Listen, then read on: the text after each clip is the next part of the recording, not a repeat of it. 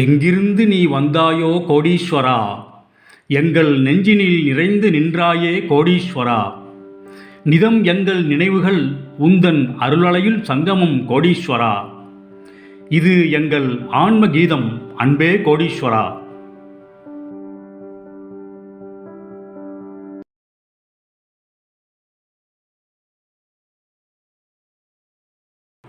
கோடீஸ்வராய நமக. வணக்கம்.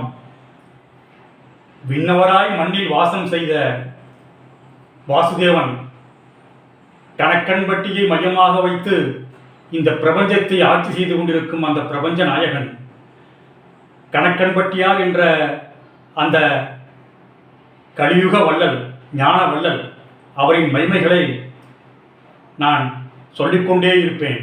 14 வருஷம் கேப் இருந்ததுங்க. ஏன்னா நடுவில் நான் வெளிநாடுகள் போயிட்டேன், அதனால் அப்படியே டச் விட்டு போயிடுச்சுங்க. அப்புறம் 2010 தாங்க என்னோட 2வது சந்திப்பு நடந்ததுங்க மூட்டை பகவானோட.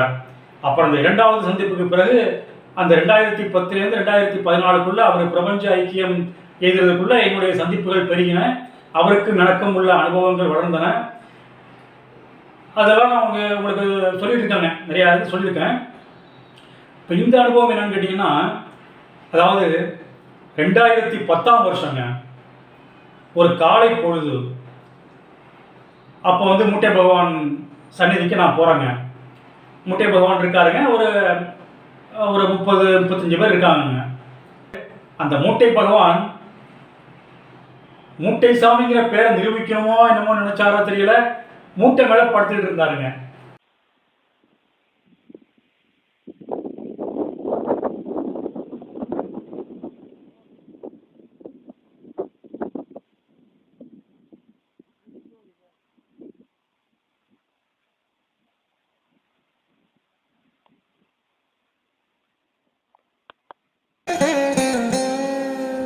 அகரம் நீ உகரம் நீ, அவை ஓய்ந்த மௌனம் நீ, சிகரம் நீ பள்ளம் நீ,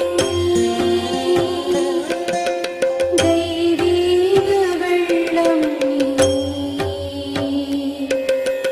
தெய்வீக வெள்ளம் நீ.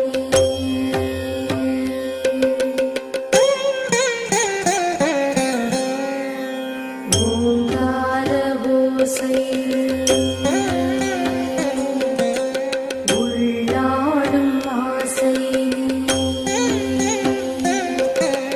நீங்காத செல்வம் நீ, நினைப்பவர் தெய்வம் நீ. அப்புறம் அந்த சந்திப்பு நார்மலாக நடந்ததுங்க. நாங்கள் ஒரு 4-5 பேர் போயிருந்தோம். எல்லோரும் உத்தரவு வாங்கிட்டு, உத்தரவு வாங்குறதில்ல, கையெடுத்து கும்பிட்டுட்டு முட்டை பகவான்கிட்ட மானசீகமாக சொல்லிவிட்டு நாங்கள் வந்துட்டோங்க.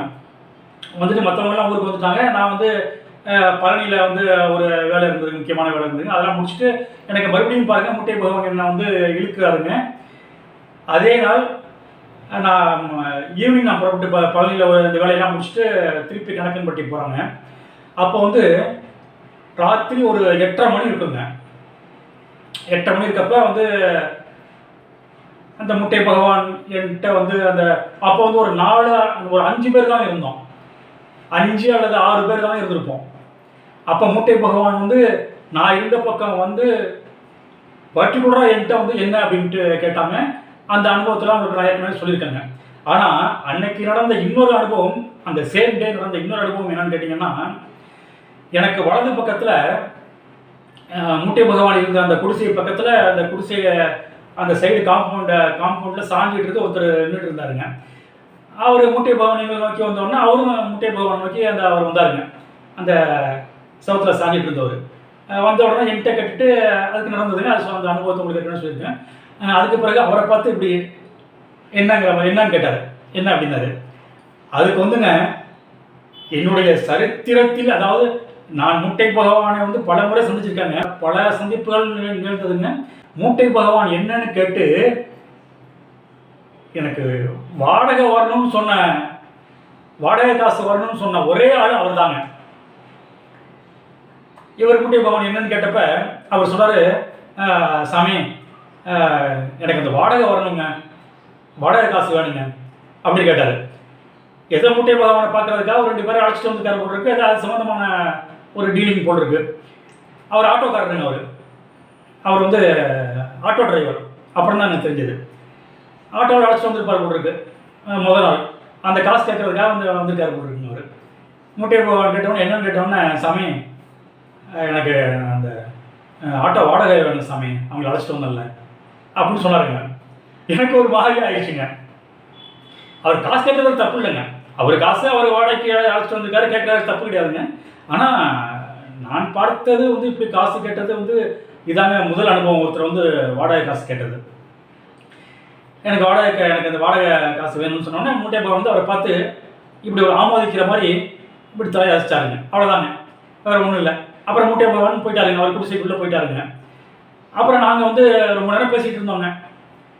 நைட்டு அங்கே தான் தங்கினோங்க. நாங்கள் நானும் இன்னொருத்தரும் போயிருந்தோங்க. ஒரு 10:30 மணி இருக்கும். எங்கேருந்தோ ஒருத்தர் வந்தாருங்க. நைட்டு 10:30, நான் சொல்கிறது நைட்டு ஒரு 10:30 மணி இருக்கும். எங்கேருந்தோ ஒருத்தர் வந்தாருங்க. வந்து இவரை பார்த்து, இந்த ஆட்டோக்காரர் இருக்கார் பாருங்க, நான் சொன்னேன் பார்த்தீங்களா, அவரை பார்த்து நீங்கள் ஆட்டோ ஓட்டுறீங்களா, ஆட்டோ ஓட்டுறவங்க தானே அப்படின்னு கேட்டாருங்க. இத்தனைக்கும் அவர் வந்து யூனிஃபார்ம் ட்ரெஸ் போடுவாங்க. அவரை பார்த்து ஆட்டோக்காரர் மாதிரிலாம் தெரியாதுங்க.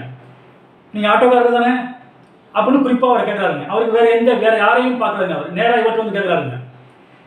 கேட்டவுடனே சொல்கிறாரு, வரீங்களா, பொள்ளாச்சி வரலையும் ஆட்டோவில் போகணும் பாருங்கள். 10:30 மணியாக இருந்தாலும் கூட, நைட்டு 10:30 மணியாக இருந்தாலும் கூட அந்த மெயின் ரோட்டில் இருந்துன்னா பொள்ளாச்சிக்கெல்லாம் போகலாங்க. பஸ்ஸு கூட பெரிய காரியம் இல்லை, ஆட்டோவில் போகணும்னு அவசியம் இல்லைங்க. ரெண்டாவது அந்த பாருங்கள், நைட்டு 10:30 மணிக்கு எங்களுடைய சம்பாஷணைகள்லாம் உரையாடல்கள்லாம் நைட்டு 8:30 மணிக்கு முடிஞ்ச உடனே இந்த ஆட்டோக்காரர் கேட்டவுடனே ஒரு 1.5 மணி நேரம் கழித்து 10:30 மணிக்கு அவர் வராருங்க. சம்மந்தமே இல்லாமல் வராருங்க. அதுவும் சம்மந்தமே இல்லாமல் இவர் யூனிஃபார்ம் ட்ரெஸ் போடாத ஒருத்தட்ட வந்து, அதுவும் அவர் ஆட்டோ ஓட்டாரான்னு தெரியாதுங்க. அவர்கிட்ட பார்த்து நீங்கள் ஆட்டோக்காரர் தான் கேட்குறாருங்க. கேட்டு நான் வந்து பொள்ளாச்சிக்கு போகணும், வரீங்களா, ஆட்டோ எடுத்துகிட்டு வர்றீங்களா அப்படின்னாருங்க. உடனே இவர் சந்தோஷமாக பொள்ளாச்சிக்கு ஆட்டோ எடுத்துகிட்டு போனாருங்க. அப்போ அதுக்கப்புறம் என்ன நடந்திருக்கு பாருங்க. மூட்டை பகவான்ட்டு ஒரு வாடகை பாக்கி கேட்டார். இவருக்கு நிறைய வாடகை வந்திருக்குங்க. பழனிலேருந்து பொள்ளாச்சிக்கு போகிறாருன்னா அதுக்கு காசு நிறையா வாங்கியிருப்பாருங்க.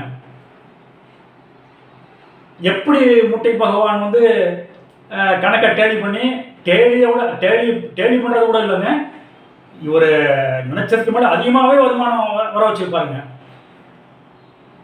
கணக்கன் பட்டிட்டு பொள்ளாச்சி ஆட்டோ சவாரி புறப்பட்டு சந்தோஷமாக அது புறப்பட்டு போயிட்டாருங்க. பாருங்க, இப்படி ஒரு அதிசயத்தை கணக்கனார் அவருடைய கணக்கு பிணக்கு இல்லாமல் வந்திருக்கு பார்த்தீங்களா. இந்த பிணக்கில்லாத கணக்கை நானும் ரசித்தேன், நீங்களும் ரசிப்பீர்கள். இந்த பிரபஞ்சத்திலே அந்த மூட்டை பகவானின் திருவிளையாடல்களை எல்லோரும் ரசிப்போம். மீண்டும் சந்திப்போம். ஆத்ம நன்றி.